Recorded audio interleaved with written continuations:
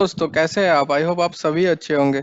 तो आज एक पोर्टफोलियो रिव्यू करेंगे। रिव्यू करने से पहले एक डिस्क्लेमर, मैं सेबी रजिस्टर्ड एडवाइजर नहीं हूँ। ये जो वीडियो बना रहा हूँ बस मैं एजुकेशन पर्पस के लिए और आप लोगों के लिए नॉलेज के लिए है, बस और कुछ बात नहीं है ये। और ये कोई फाइनेंशियल एडवाइस नहीं है। आप लोगों को कुछ ऑल्टर करना है अपने पोर्टफोलियो में तो ज़रूर खुद से रिसर्च कर ले, और या फिर अपने फाइनेंशियल जो एडवाइज़र जो कंसल्टेंट है उनसे सलाह मांगने के बाद ही चेंज करना। ठीक है, आगे बढ़ते हैं। तो गाइस सब्सक्राइब कर दीजिए चैनल को। सब्सक्राइब करने से मोटिवेशन मिलता है, और लाइक भी कर दीजिए और बेल आइकन को दबाइए। बेल आइकन से आपको नोटिफिकेशन मिल जाएगा जब मैं वीडियो डालता हूँ। ठीक है, तो ये चीज़ कर लेने के बाद स्टार्ट करते हैं वीडियो। आज का पोर्टफोलियो में है DSP Nifty next 50 index fund, जो कि जिसमें 3,000 रुपये लगा हुआ है। मोतीलाल ओसवाल मिड कैप में है 3,000 रुपये। निपॉन इंडिया स्मॉल कैप में है 3,000 रुपये। पराग परेग फ्लेक्सी कैप में है 3,000 रुपये। क्वांट लार्जर मिड कैप में है 3,000 रुपये। ठीक है, तो 3,000 करके सारे में दिया हुआ है। 15,000 का टोटल एसआईपी चल रहा है इनका। ये थोड़ा एलोकेशन का दिक्कत है इसमें, सारे में ही 3,000 3,000 3,000। ये खराब चीज़ है कि एक ही पोर्टफोलियो में ऐसे रैंडम 3,000 करके सब में डाल दिया। ये रिकमेंडेड नहीं है एकदम। नीचे चलते हैं। नंबर ऑफ फंड दिख रहा है 5, जो कि 15,000 के हिसाब से सही है, दिक्कत नहीं है। कैपिटलाइजेशन की बात करते हैं। देख सकते हैं यहाँ पर जायंट और लार्ज 69%, 69% लगा हुआ है आपका लार्ज कैप में। तो ग्रोथ कैसे बनेगा आपके पोर्टफोलियो का? आपका पैसा पैसा कैसे बनेगा अगर सारे ही 70% आप लार्ज कैप में डाल डाल दिए? 22% है मिड कैप में, ये भी कम है। 8% स्मॉल कैप में, जो कि बहुत ही कम है। आपका पोर्टफोलियो में थोड़ा स्मॉल कैप का एलोकेशन एटलीस्ट 20% चाहिए। एटलीस्ट 20%, कंजर्वेटिव मॉडरेट जो भी हो, एटलीस्ट 20% आपका एलोकेशन स्मॉल कैप में चाहिए। तो ही आपका ग्रोथ बनेगा, नहीं तो 70% में आपका इंडेक्स का रिटर्न्स आ जाएगा। जो इंडेक्स का रिटर्न्स है 12 से 14 12%, तो 12% रिटर्न्स आ जाएगा। अब इतना ज़्यादा एलोकेशन आपको लार्ज कैप में रखेंगे तो इससे बेटर है मैं सारा इंडेक्स फंड लेकर निफ्टी 50 में ही लगा दूं मैं पैसा। आपका एक्सपेंस रेशियो भी नहीं देना पड़ेगा, तो फायदा नहीं है एक्टिव फंड लेने के लिए। सेक्टर्स के बारे में बात कर लेते हैं। फाइनेंशियल में है 18%, कैपिटल गुड्स में है 11, सर्विसेज में है 10, technology energy automobile health care consumer staples 88865। ठीक है, इसका और इसका डिफरेंस 7% है, जो ठीक ठाक है, कोई दिक्कत नहीं है इसमें।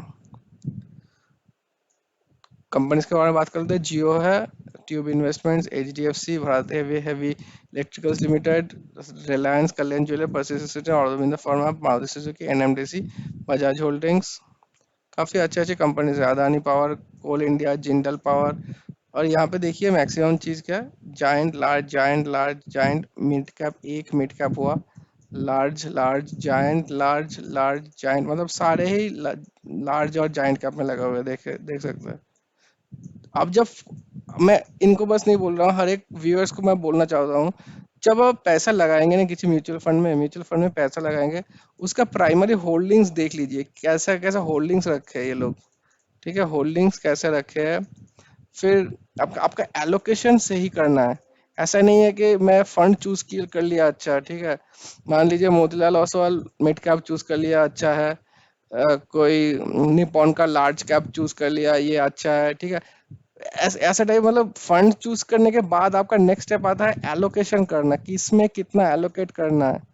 तो सारे में ही अगर मतलब सेम ही टाइप का एलोकेशन करेंगे आप, या फिर मतलब बिना देख के कोई लार्ज लार्ज कैप ले लिया, एक लार्ज एंड मिड कैप ले लिया, एक फ्लेक्सी कैप ले लिया, एक निफ्टी का नेक्स्ट 50 ले लिया, मतलब सारे में ही लार्ज कैप का एलोकेशन कितना ज़्यादा हो जा रहा है।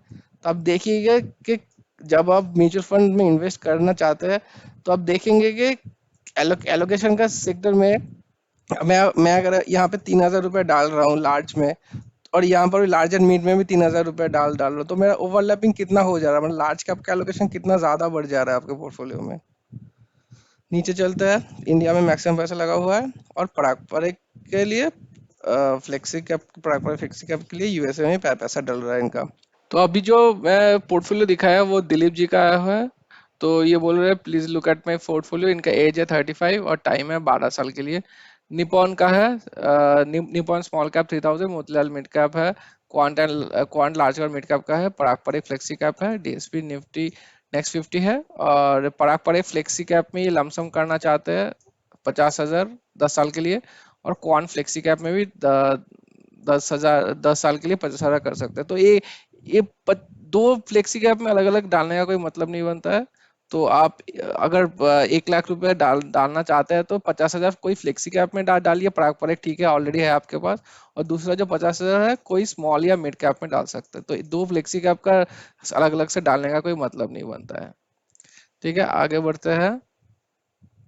तो हम लोग कैसे सुधार कर सकते हैं यहाँ पर, ये देखिए यहाँ पर 670% एलोकेशन लार्ज कैप में है। ठीक है, यहाँ पर मैं क्या जो फंड्स दिखाऊं, यहाँ पर देखिए निफ्टी नेक्स्ट 50 मतलब 50 कंपनी छोड़ के जो दूसरा 50 कंपनी नेक्स्ट 50 कंपनीज है, मतलब टॉप 100 का जो नेक्स्ट 50 कंपनीज है उसमें पैसा लगता है। नेक्स्ट 50 मतलब क्या है, ये लार्ज कैप ही है सब। ऐसा नहीं है कि इसमें कोई मिड कैप या स्मॉल कैप है, कुछ नहीं होगा इसमें, ओनली लार्ज कैप होगा। यहाँ पे टोटल 100% लार्ज कैप है। मोतीलाल ओसवाल मिड कैप ठीक है, निपॉन इंडिया इसमें भी लार्ज कैप का एलोकेशन होगा। ठीक है, क्योंकि 200 कंपनीज है निपॉन इंडिया स्मॉल कैप में। इनको एलोकेशन करने के लिए, ज्यादा एलोकेशन करने के लिए ये 200 कंपनीज में डाल रहे हैं। 200 कंपनी में 200 क्या स्मॉल कैप का होगा? नहीं होगा, तो ही नहीं होगा। तो 200 में से मान लीजिए 30% या 20% इन ये लोग लार्ज कैप में डालते हैं। बस यहाँ पे लार्ज कैप का लोकेशन मिल गया। पराग पर एक फ्लेक्सी 70% लार्ज कैप का लोकेशन हो गया, यहाँ पर 70% large cap allocation. Quant large and mid cap dedicated 60 to 70% इनका पैसा लार्ज कैप में जा जा रहा है। तो यहाँ से ही आपका पोर्टफोलियो का 70% हो गया आपका टोटल मोटा मोटा लार्ज कैप में। तो ग्रोथ कहाँ से बनेगा आपका? 12% रिटर्न बनेगा इंडेक्स का। तो हम लोग कैसे सिलेक्ट कर सकते हैं? मैं जो दिखा रहा हूँ अभी, जो दिखाऊंगा अभी, वो मेरा बस थोड़ा सा मेरे पर्सनलाइज पोर्टफोलियो, मतलब आपका पोर्टफोलियो का पर्सनलाइज टच दे रहा हूँ मैं अपने तरफ से, लेकिन ये कोई रिकमेंडेशन नहीं है। पहली बात बोल रहा हूँ, कोई रिकमेंडेशन नहीं है। आप इसको एक टेम्पलेट मान के आप अपना चेंज कर सकते हैं। मैं क्या किया, मैं क्वांट लार्ज और मिड कैप को निकाल दिया। ठीक है, क्योंकि फ्लेक्सी कैप ऑलरेडी है मेरे पास, यहाँ पे लार्ज कैप का लोकेशन मिल जाएगा। जो निफ्टी नेक्स्ट 50 है, एनएनएफ निफ्टी नेक्स्ट 50, उसको निकाल दिया, कोई ज़रूरत नहीं है। लार्ज कैप का लोकेशन यहाँ से मिल जा रहा है मुझे। निपॉन इंडिया स्मॉल कैप रहने दिया, Motilal Oswal small mid cap रहने दिया। मैं एक सेक्टरल फंड लेके आया हूँ, सेक्टरल फंड। ये आप, मैं एचडीएफसी का इंफ्रास्ट्रक्चर कंसीडर किया हूँ। आप कुछ भी सेक्टरल, कोई भी सेक्टर में जहाँ पे आपका इंटरेस्ट है, कहीं भी डाल सकते हैं आप।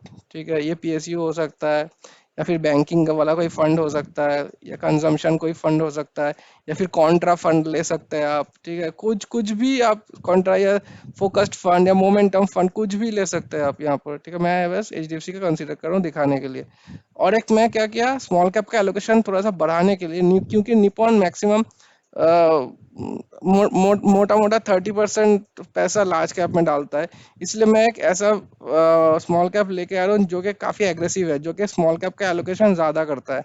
यहाँ पे मैं बंधन का लेके दिखा रहा हूँ पोर्टफोलियो में, वीडियो में। देखिए, ऐसा नहीं है कि बंधन ही लेना है आपको, बहुत बहुत सारे और भी फंड्स है। क्वांट फंड है, महिंद्रा मानुलाइफ फंड है, इन्वेस्को है, आईटीआई है। मैं एक रिसेंट वीडियो बना के रखो अपने चैनल पे कि कौन कौन सा फंड्स, स्मॉल कैप फंड्स अच्छा परफॉर्म कर रहे हैं इस साल 2024 में। हम लोग जब चूज करते हैं ना स्मॉल कैप फंड या फिर मिड कैप फंड या जो भी फंड्स है, हम लोग देखते हैं कि 1 साल, 3 साल, 5 साल का रिटर्न्स कितना बना है, उसके हिसाब से 10 साल, उसके हिसाब से हम लोग ले लेते हैं। लेकिन हम लोग को देखना है कि रिसेंटली परफॉर्म कैसा चल रहा है, मोमेंटम किसके पास है, ट्रेंडिंग अभी कौन कौन कौन से फंड चल रहे हैं लास्ट 1 साल से या 6 महीने से या इसी साल टू 2024 से। देख लेना आपके आईटीआई, बहुत कम लोग लेते हैं ये सब फंड्स। आईटीआई, बंधन लास्ट ईयर का टॉप फंड्स था, महिंद्रा मानुलाइफ टॉप फंड है, क्वांट तो बहुत ही पॉपुलर है। ठीक है, ठीक है, उसके बाद इन्वेस्को, इन्वेस्को भी काफी अच्छा कर रहा है अभी। ये सब फंड्स बहुत लोग लेते नहीं है, जानते नहीं है इन सब फंड के बारे में, लेकिन ये सब फंड्स अच्छा परफॉर्म कर रहा है अभी। तो आप, ये मैं बंधन दिखाया हूँ बस वीडियो के लिए, आपके हिसाब से आप चेंज कर सकते हैं। यहाँ पर देख सकते हैं अलग एलोकेशन भी कितना अच्छा लग रहा है, 20 19 19 20 19। ठीक है, यहाँ मैं 3,000 का 3,000 ही रखा हूँ। यहाँ पर आप अपने हिसाब से चेंज कर सकते हैं इसको। मैं और कुछ एलोकेशन यहाँ पे चेंज नहीं किया, वीडियो लंबा हो जाएगा इसके लिए। नीचे बढ़ता है तो आपका पहले था यहाँ पर 70% लार्ज और जाइंट मिला के, अभी देखिए 27, 37, 42% एलोकेशन हो गया, कम हो गया। स्मॉल कैप में है 23% जो कि बेहतरीन है। आपका ग्रोथ बनेगा यहाँ से। यहाँ ये वाला 20, ये पहले 8 था, शायद 8 या 7 था, ये 28 था पहले मिड कैप, अभी 34% बन चुका है। ठीक है, जो काफी अच्छा दिख रहा है आपका पोर्टफोलियो अभी। नीचे चलते हैं, पहले आपका कितना जाइंट और लार्ज में इन्वेस्टेड था, यहाँ पे देखिए। ये स्टेबिलिटी के लिए 3 4 5 कंपनीज जायंट वाले हैं, उसके बाद देखिए मिड कैप, फिर देखिए यहाँ पे मिड कैप है। ठीक है, यहाँ पे मिड कैप आ गया, स्मॉल कैप का एक्सपोजर आ गया, मतलब टॉप में दिखा रहा हूँ मैं। ठीक है, टॉप 20 कंपनीज में आपका मिड कैप और स्मॉल कैप का अच्छा अच्छा खासा एलोकेशन बन गया अभी। तो ऐसे करके आप पोर्टफोलियो बना सकते हैं, मतलब ऐसा नहीं है कि मैं फंड अच्छा अच्छा 5 फंड चूज कर लिया। ठीक है, 5 फंड अच्छा चूज कर लिया और कुछ भी एलोकेशन डाल दिया इसमें, ऐसा नहीं नहीं होता है। आपको एलोकेशन के लिए अपना दिमाग थोड़ा रिसर्च करना पड़ेगा कि कौन कौन से फंड में कितना एलोकेशन करूँ तो मैं कैसा होगा। या फिर ये वाला फंड, सेकंड वाला फंड अच्छा है, फोर्थ वाला फंड भी अच्छा है, लेकिन क्या मेरे पोर्टफोलियो में ये सेकंड और फंड फोर्थ वाला फंड एक साथ जाएगा? सेकंड और फोर्थ का एक साथ जाएगा? नहीं नहीं नहीं जाएगा। अगर जाएगा तो लीजिए, अगर नहीं, अगर अलग इसके इसके लिए इसका एलोकेशन कम होता है या ज्यादा होता है तो फोर्थ को मत लीजिए। ठीक है, मान लीजिए फोर्थ किसी और के, मान लीजिए ABC, ये 3 पर्सन है, 3 आदमी है। पर्सन ए के लिए फोर्थ वाला फंड अच्छा है क्योंकि इनके पोर्टफोलियो में और जो फंड है उसके हिसाब से फोर्थ वाला फंड कंप्लीमेंट कर रहा है अच्छा। पर्सन बी के लिए फोर्थ वाला फंड अच्छा नहीं भी हो सकता है। ये इसका बात सुन के, अगर बी बी मान लीजिए ए का बात सुन के फोर्थ वाला नंबर 4 फंड ले लिया। ठीक है, इनके पोर्टफोलियो ऐसा बिल्डअप किया हुआ है कि फोर्थ वाला फंड काम दे रहा है इनको। ऐसा, इसका मतलब ये नहीं है कि बी वाले आदमी को भी ये फोर्थ वाला फंड काम में आएगा। तो थोड़ा सोच के दिमाग लगा के एलोकेशन कीजिए। तो वीडियो अभी लंबा हो जा रहा है, अभी यहीं पर एंड करते हैं। Thanks for watching.